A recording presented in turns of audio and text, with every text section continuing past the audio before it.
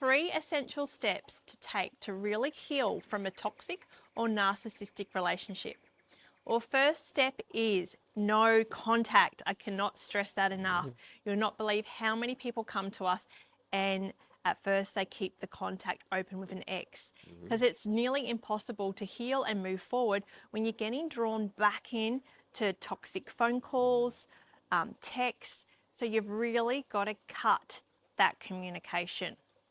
Message a friend instead. Block all ways you can contact that person to make sure that you're not getting hoovered back in. Treat like, for example, if you say the doctor said that you're a diabetic, you cannot have sugar. Okay, just know that if you do have sugar, you're going to be sick. Like you've got to rationalize that. You just got to heal.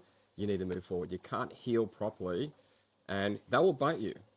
They will continually bait you to draw you in and to get you back. They'll love bomb you. They'll do everything. They'll say everything that you want to hear. But if you really are serious about healing, you have to cut connection. Now, unless you've got children, that's different. But then you just do it with the children. You set the boundaries and you make sure it's only about the children. No, I'm not going to discuss about our relationship. Our relationship's over. Let's discuss about the children. Okay, because they'll use children, they'll use pets, they'll use cars, they'll use, oh, my clothes are at your house, can I come over? They'll try and seduce you, they'll tell you everything you want to hear. But remember, you felt that in the beginning, that's why you're with them in the first place. You've got to be smart, you've got to be like, no, I'm serious about this, I'm going to move forward. No communication at all. If they breach it, tell them to go to the police. Make sure that you are very specific on that communication. Definitely, because it is a lot more hurtful not receiving that love, especially when you first break up and if they broke up with you or you broke up with them because it was very toxic. You still have that love there. You're going through grief, you're going through all these emotions. So it's keeping that wound open. And when you have that wound open, it's really stopping you from moving forward.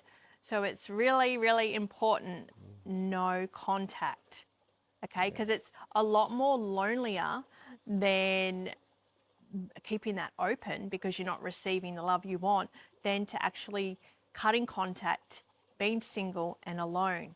It is better for your mental health and for your health to really cut that communication, even if you do struggle at first and do feel lonely not having that. It is so much more hurtful to keep that communication open and not receiving what you want. And also, when you stop the communication, it shows that you're in control.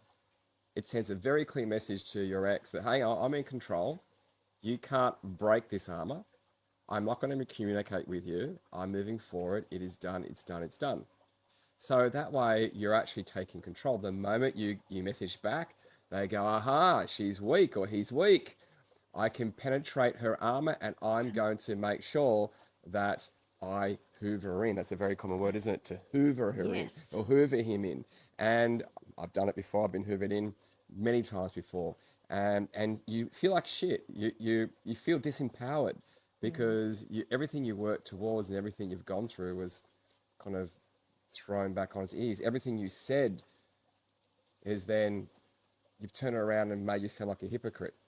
So it's really important that you cut all communication, because remember, you've already wasted enough time with this person. Why do you want to keep on going through the cycle of go another year and being in the same place a year later, or 2 years later, or 3 years later, or 4 years later? And if you do want to have kids, if you want to start a family, well, then you may miss out on an opportunity. If you're already got kids, it may be affecting your children, and it may cause your children to go through trauma and hurt because you haven't had the guts to cut it. So be strong. You've got to man up or woman up, and you've got to do it for yourself, do it for your children, do it for your family. You've got to take control.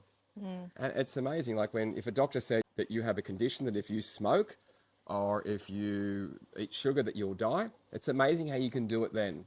But when someone says, you can't speak to that person and you're like, oh, I still want this, you've got to be strong. You've got to be strong.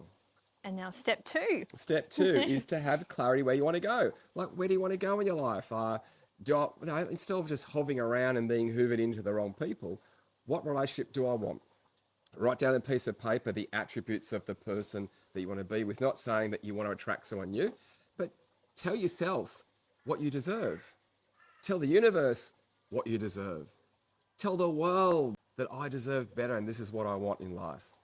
And by doing that, you can then have some sort of pathway, some sort of strategy.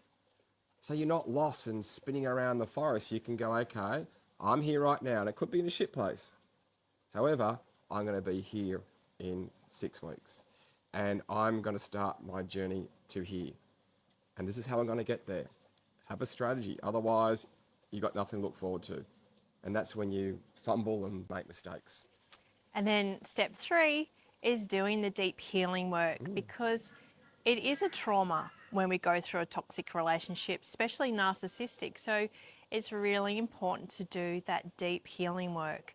That's what I've found personally myself, and Scott as well, is healing from the deep subconscious. Because if you just talk about what's gone on, it's not healing. It's, to me, it feels like being stuck in it still. So when you heal from that deep subconscious and beliefs that you have around why you've attracted a toxic relationship or what is going on, so you felt you had to stay in that, and also the pain it created, when you heal on that deep subconscious level, it is so empowering, and it really does help you to move forward and to really stop attracting those toxic relationships. It's the only way to move forward, ladies and gents.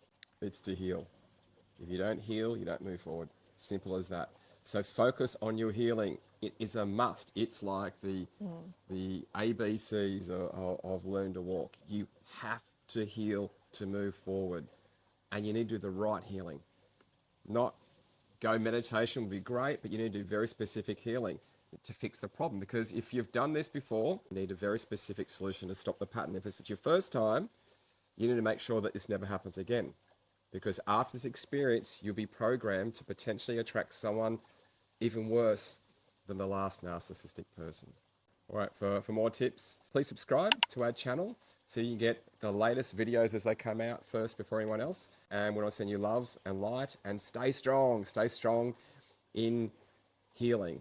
Make sure you focus on that healing. You definitely deserve it, and you are worthy of it. All right, bye everyone.